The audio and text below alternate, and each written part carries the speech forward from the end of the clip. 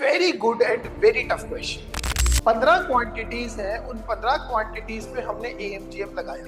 अब जब हम एएमजीएम लगाते हैं ना, तो अगर हम किसी की मैक्सिमम या मिनिमम वैल्यू निकाल रहे हैं, तो ये ध्यान रखो कि दूसरी साइड, एक साइड कांस्टेंट आनी चाहिए।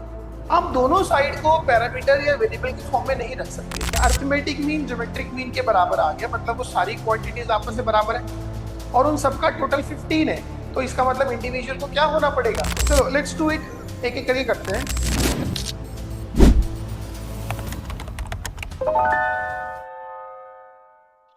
Alright everybody, so first of all hello. So आज हम शुरू करेंगे टॉपर्स क्वेश्चन बैंक की exercise 8। Toppers question bank, GRB toppers question bank volume 1, sequence and progression chapter की एक्सरसाइज 8।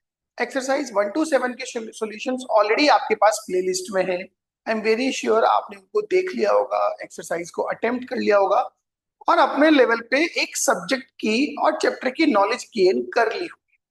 फाइन, अब हम एक्सरसाइज 8 पे शुरू करते हैं। ये इंटीजर टाइप क्वेश्चंस या कहूँ न्यूमेरिकल वैल्यू टाइप क्वेश्चंस की एक्सरसाइज है। जो मैंने पहला क्वेश्चन उठाया है that is question number 2। ABC जो है they are positive real numbers, find the minimum value of this. Again जो मैं शुरू से आपको बोल रहा हूँ, पॉजिटिव रियल नंबर बोल दिए, इसकी मिनिमम वैल्यू की बात कर ली, तो कहीं ना कहीं एएमजीएम का रूल है। अब जब हम एएमजीएम लगाते हैं ना, तो अगर हम किसी की मैक्सिमम या मिनिमम वैल्यू निकाल रहे हैं, तो ये ध्यान रखो कि दूसरी साइड, एक साइड कांस्टेंट आनी चाहिए। आप दोनों साइड को पैरामीटर या वेरिएबल की फॉर्म में नहीं रख सकते। ठीक है, अब जैसे यही वाला एक्सप्रेशन है, ये जो एक्सप्रेशन है this is A cube upon 4b plus B upon 8c² plus 1 plus C upon 2।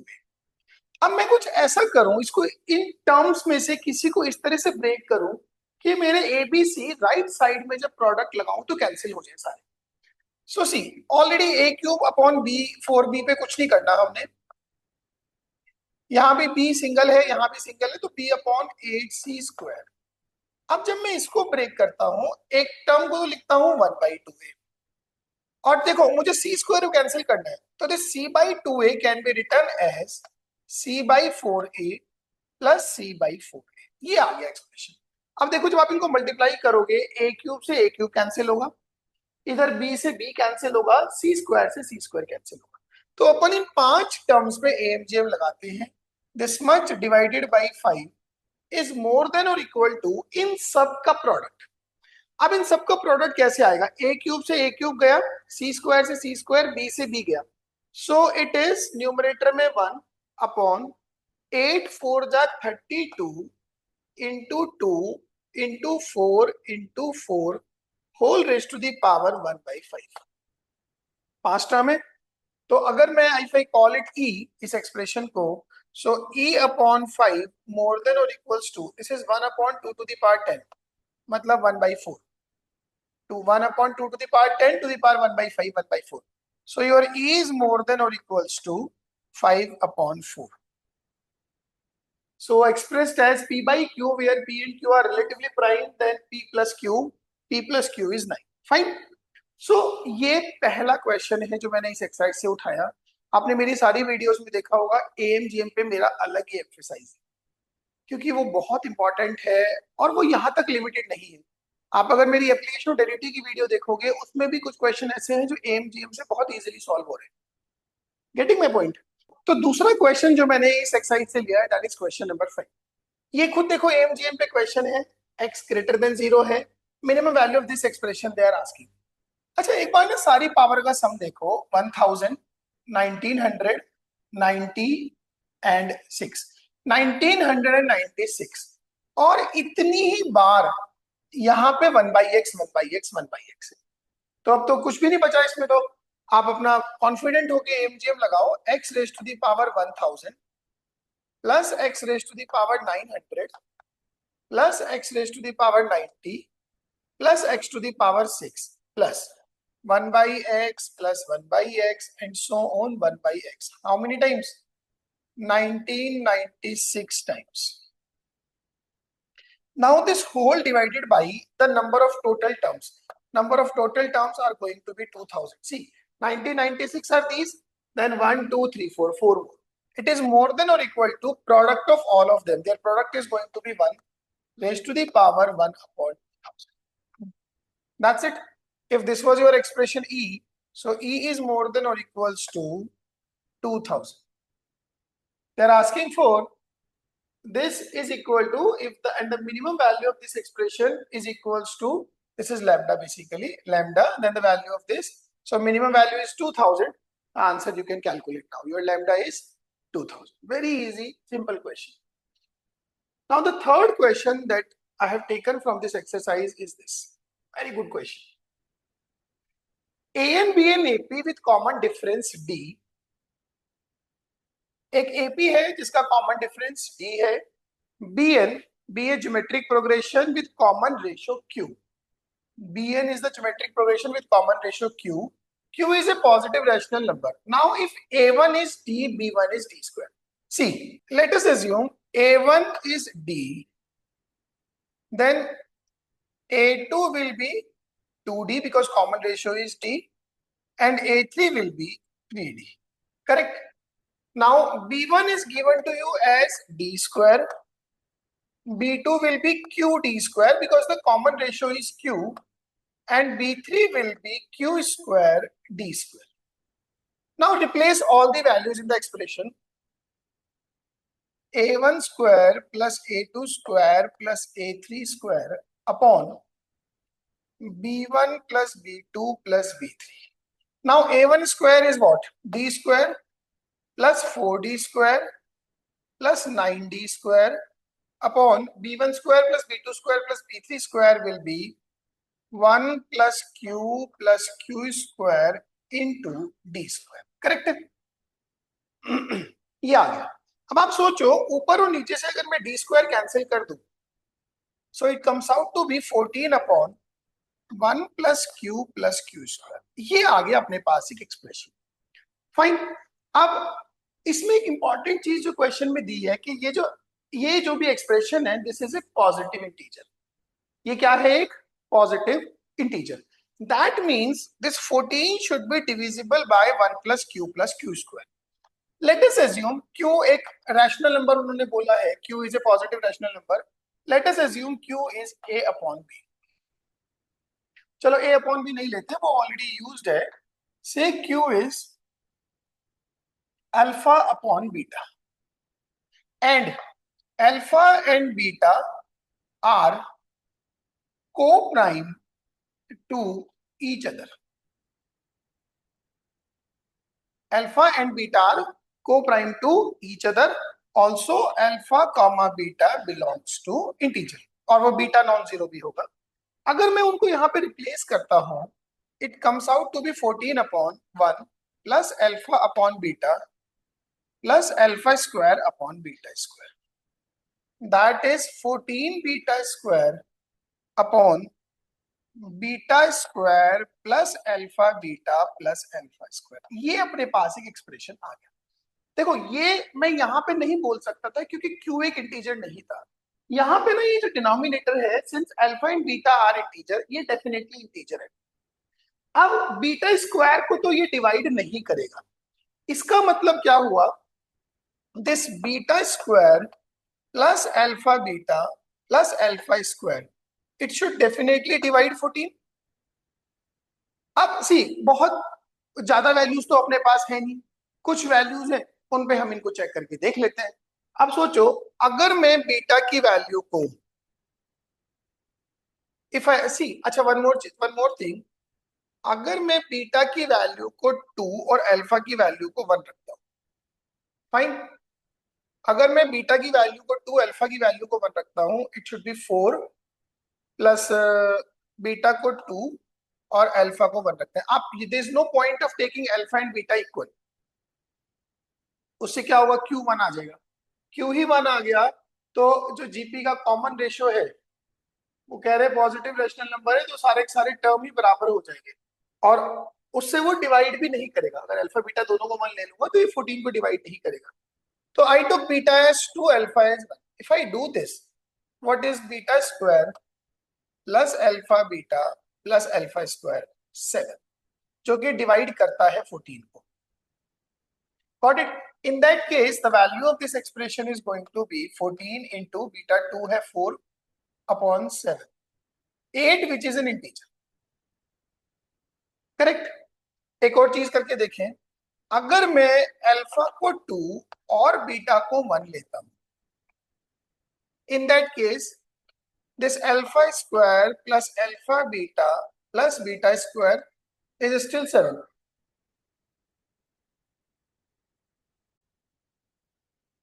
So in case I take alpha as 2, beta as 1, then again this is 7.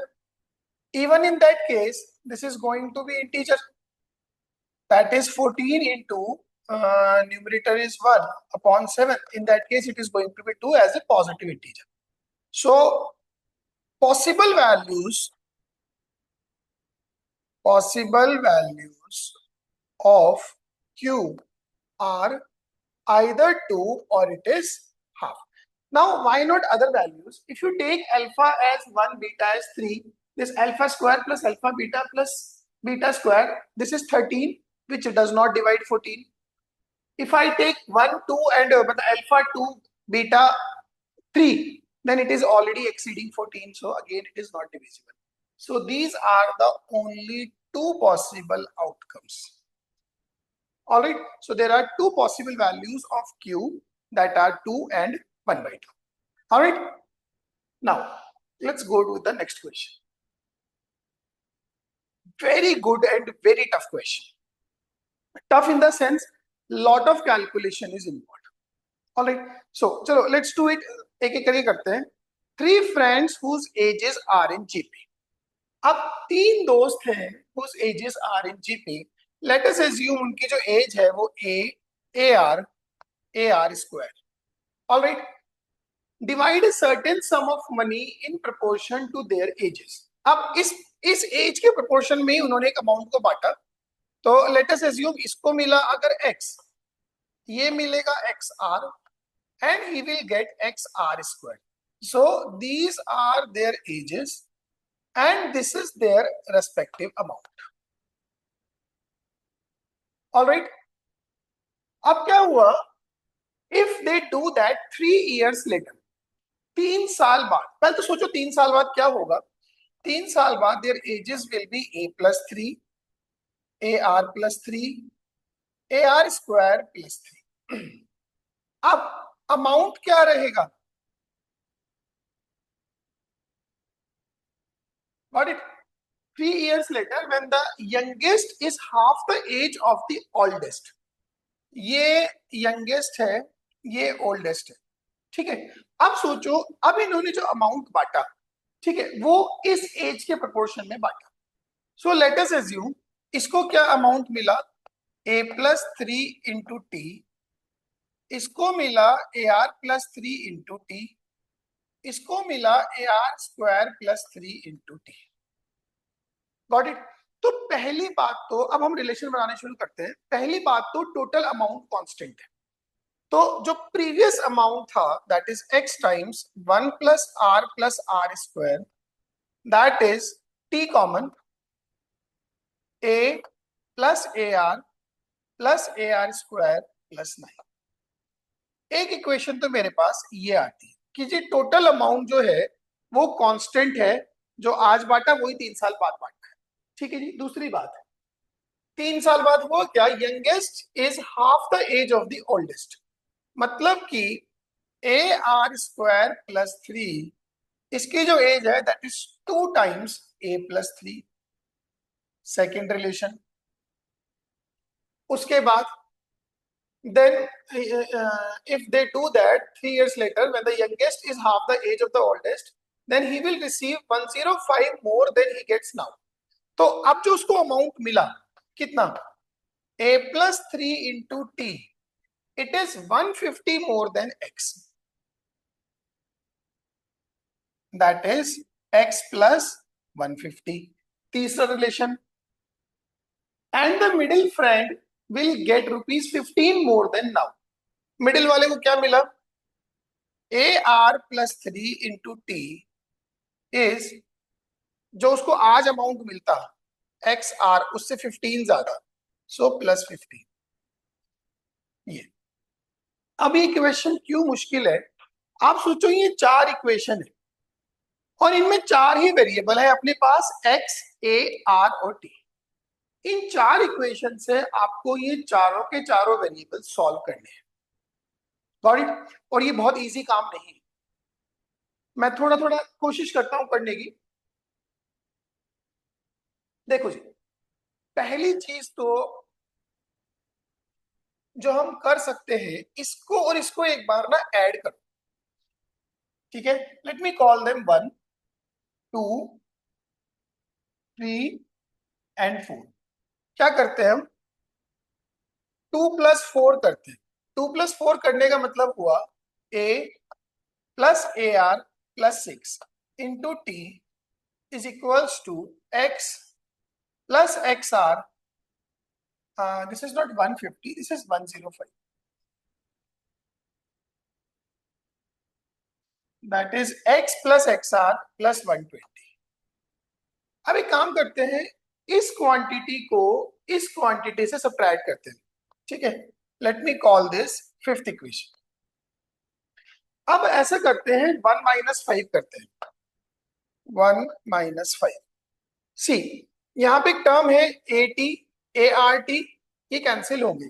So you will be left with A R square plus 3 into T is equals to X R square minus 120। Am I correct? अब जरा ध्यान दो, this A R square plus 3 क्या है? Twice of A plus 3 means x r square minus 120 is twice of ar square plus 3. I am replacing twice of a plus 3 into t. That's it. And now this a plus 3 into t is x plus 105. So it is xr square minus 120 is twice of x plus 105. That means xr square minus 120 is 2x plus 210. From this equation, x times r square minus 2 is 120 plus 210, 330. This goes like equation number 6. All right. और यहीं भी ना मैं इस relation से देखूं, so a times r square minus 2 is going to be 3. तो अगर इन दोनों को डिवाइड कर दे, if I divide both of them, you are going to get x upon a as 110.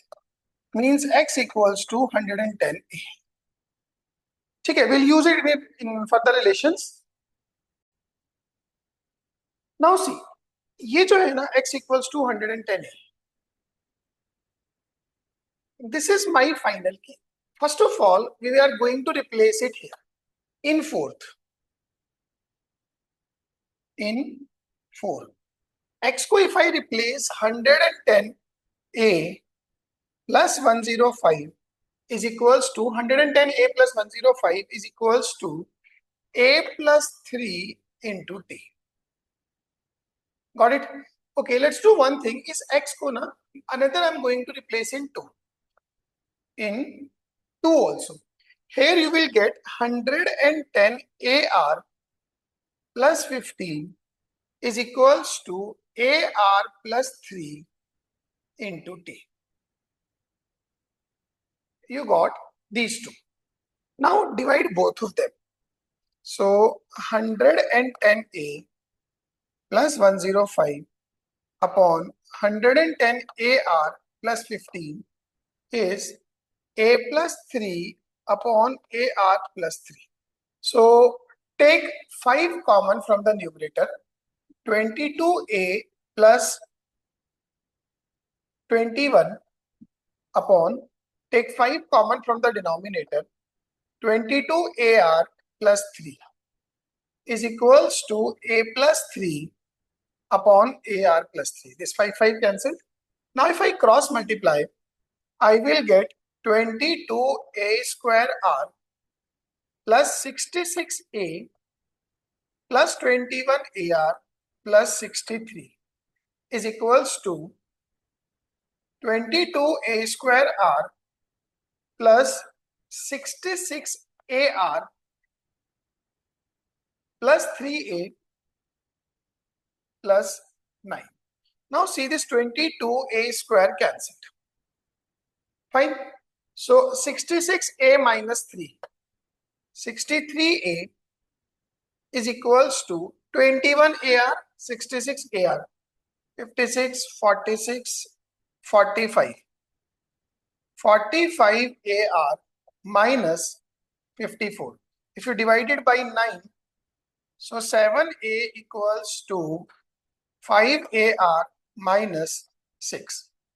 So one relation that I received is 5ar is 7a plus 6. And see, this is the relation in a and r. 3 is equals to a times r square minus 2. 3 is a times r square minus 2.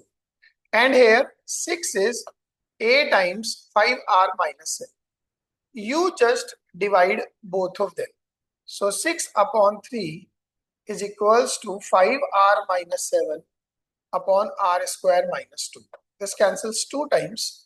So it is 2r square minus 4 is 5r minus 7.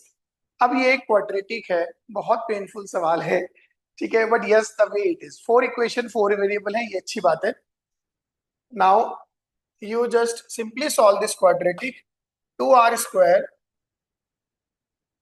plus 3 equals to 0. So it is 2r square minus 6r. 3 to 6 हो जाएगा. So 2r square minus 3r minus 2r plus 3 equals to 0. From this you get r as 3 by 2. So if r is 3 by 2, the moment you place it here, 3 equals to a times 9 by 4 minus 2. That is a by 4. So value of a you get as 12. Means age of the youngest kid is 12. बहुत lengthy question है, मैं तो revise कराने की भी हिम्मत नहीं हो रही, आप वीडियो रिवाइंड करके देख लेना. Alright.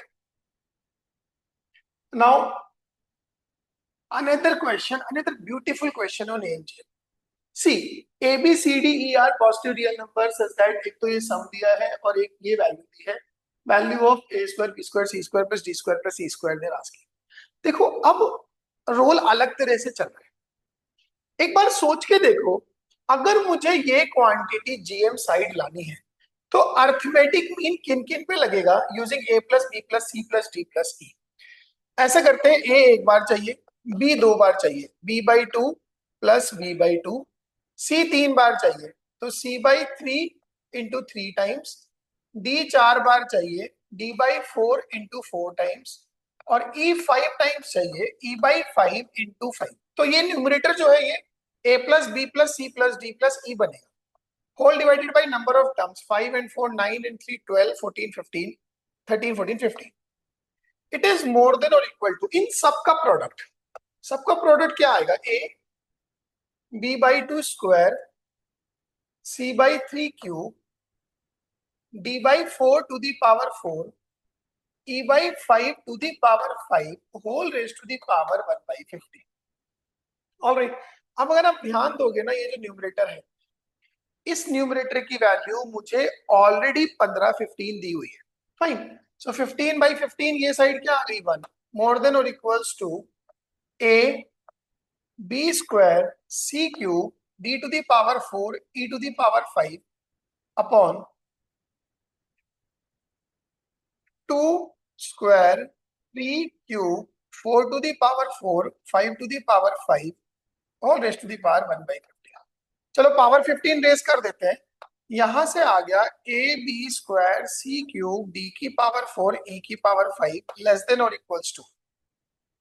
Now see, it is 4 to the power 5, 3 to the power 3, 5 to the power 5. ये आ गया. This is 2 to the power 10, 3 to the power 3, 5 to the power 5.